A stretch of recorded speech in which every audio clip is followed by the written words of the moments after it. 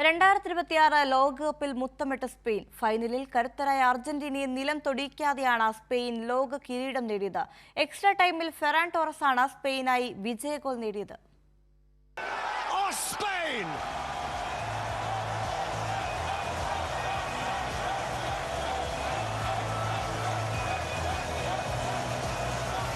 ലോകമെമ്പാടുമുള്ള കോടിക്കണക്കിന് മെസ്സി ആരാധകരുടെ ഹൃദയം തകർത്ത് സ്പെയിൻ രണ്ടാം തവണ ലോകകപ്പ് സ്വന്തമാക്കി.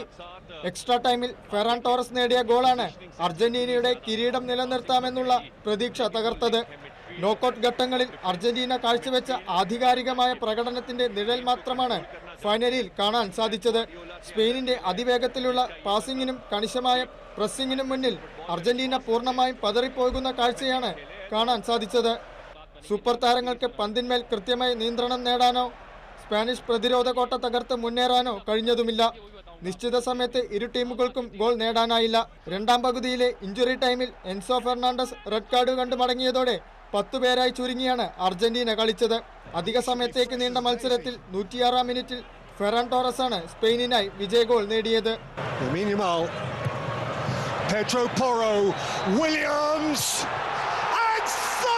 For Spain by Ferran Torres.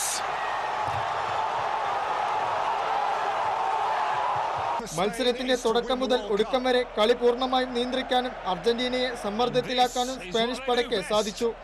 നിശ്ചിത സമയത്തും അധിക സമയത്തും 20 ഷോട്ടുകളാണ് സ്പെയിൻ അർജന്റീനയുടെ ഗോൾ മുഖത്തേക്ക് തൊടുത്തത്. അതേസമയം അർജന്റീനയ്ക്കാകെ 3 ഷോട്ടുകൾ മാത്രമാണ് നേടാനായത്.